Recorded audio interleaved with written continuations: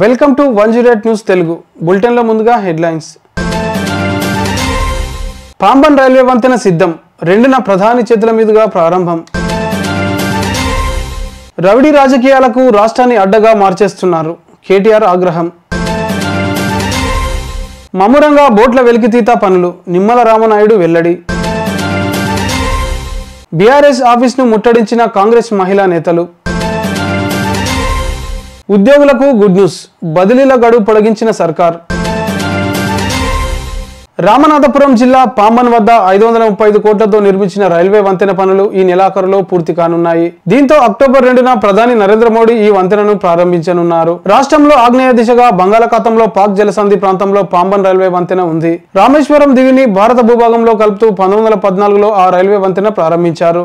Railway వంతెన దిగువన పడవలు, నౌకలు సులువుగా వెళ్లేలా వంతెన మధ్యలో పట్టాలు ఇరువైపులా పైకి లేచే విధంగా హైడ్రాలిక్ లిఫ్ట్ యంత్రాలు ఏర్పాటు చేశారు. 2.5 కిలోమీటర్ల పొడవైన ఈ రైల్వే వంతెన దేశంలోనే అతి పొడవైనదిగా పేరు గడించింది.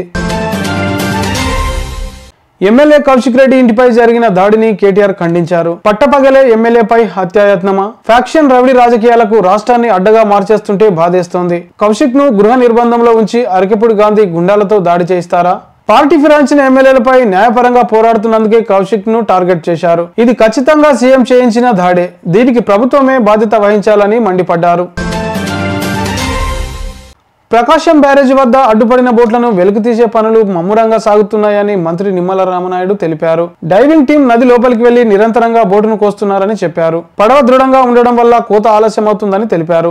ఇప్పటి వరకు ఒక బోటును 70% మేర కోశారని పేర్కొన్నారు. మరో 10 మీటర్ల వరకు కోయాల్సి ఉందని చెప్పారు. బ్యారేజీని వరద సమయంలో ఢీకొన్నటువంటి ఏదైతే బోట్స్ ఏవైతే ఉన్నాయో వాటిని వెలికి తీసేటువంటి కార్యక్రమానికి ఏదో ఒక అంతరాయం కలుగుతున్నటువంటి పరిస్థితి. ఎందుకంటే అది ఏదైతే ఆ బోట్ అనేది ఒక్కొక్కటి 40 టన్నుల సుమారు వెయిట్ ఉందనే ఉద్దేశంతో దానికి సరిపడేటువంటి విధంగా భారీ యంత్రాలు 50 టన్నులు పైపడి తీసుకుని వచ్చినప్పటికి కూడా అవి ఒకదానికోటి లంకెపడి ఉండడంతో ఒకదాన్ని మూవ్ చేయాలనంటే మూడింటిని మూవ్ చేయాలి అంటే దగ్గర దగ్గర 100-120 టన్నుల కెపాసిటీ పెరిగిపోవడంతో మరి ఏదైతే నిన్న విశాఖపట్నం నుంచి కాకినాడ నుంచి కూడా డైవర్స్ని తీసుకుని వచ్చి మరి దాన్ని కటింగ్ చేస్తూ బోట్ను కూడా 2గా కట్ చేసి తద్వారా ఈజీగా కొంచెం వెలికి తీయించనే ఆలోచనతో పనులు ప్రారంభించడం జరిగింది.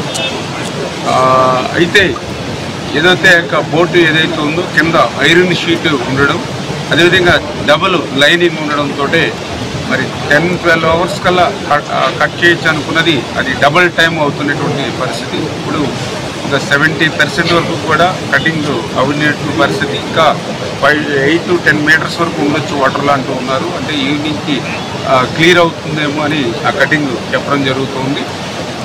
అది పూర్తవుతే అది 2 బోట్లు 2 ముక్కల కింద చేసినట్లయితే దాన్ని మనం లిఫ్ట్ చేయడానికి ఆ లంకెలు ఏవైతే ఉన్నాయో ఒకదాని నుంచి తొలగించడానికి అవకాశం జరుగుతుంది. మనం ఎంత ప్రయత్నం చేస్తున్నప్పటికీ కూడా అది సింగిల్ బోట్ అయితే ఈజీగా దాన్ని కిందకి పంపించేయచ్చు. కాకపోతే అది ఒకదానికోటి లంకి పడి ఉండడం, అది కూడా ఏదైతే ఒకదాని మీద ఎక్కి ఒకదాని మీద ఉండడం, ఏదైతే ఐరన్ కూడా బలంగా దానికి డబుల్ లైన్స్ ఉండడం, కింద ప్లేట్స్ ఉండడం, కటింగ్ అన్నీ కూడా లేట్ అవుతుంది. పనిని మాత్రం ఆపకుండా 2 అవర్స్ పోతే వాళ్ళు ఖచ్చితంగా మళ్ళీ 2 అవర్స్ మళ్ళీ వాళ్ళకి ప్రోటోకాల్ రెస్ట్ అవ్వాలి. ఎందుకంటే అంత డెప్త్లో వాటర్ లెవెల్లో వాళ్ళు పనిచేస్తున్నప్పుడు వాళ్ళు బ్లడ్లో కానీ బాడీలో కానీ కండిషన్స్ అన్నీ కూడా మళ్ళీ యథాస్థితికి రావాలి. ఇట్లా గ్యాప్ లేకుండా బ్యాచ్ని మార్చుకుంటూ వర్క్ జరుగుతున్నటువంటి పరిస్థితి. సాయంత్రానికి ఒక కొలిక్కి రావచ్చని భావిస్తుంది. బీఆర్ఎస్ ఆఫీస్ ను కాంగ్రెస్ పార్టీ మహిళా నేతలు ముట్టడించారు. ఎమ్మెల్యే పాడి కౌశిక్ రెడ్డి మహిళలను కించపరిచే విధంగా వ్యవహరించారని మండిపడ్డారు. ఆయన వెంటనే మహిళలకు క్షమాపణ చెప్పాలని డిమాండ్ చేశారు. దీంతో తెలంగాణ భవన్ వద్ద ఉద్రిక్తత వాతావరణం నెలకొంది. ఆందోళన చేస్తున్న మహిళా నేతలను పోలీసులు అడ్డుకున్నారు. మహిళల్ని కించపరిచిన కౌశిక్ రెడ్డి సవాల్ ఇసిరేడు.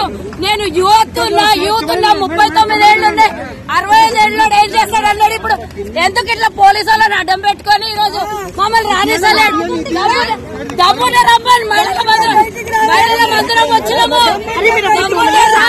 పెళ్ళాం బిడ్డని అడ్డం పెట్టుకొని ఎలక్షన్లలో గెలిచిన కౌశిక్ రెడ్డి మహిళా సమాజాన్ని నిన్న కించపరుస్తూ మాట్లాడింది కదా.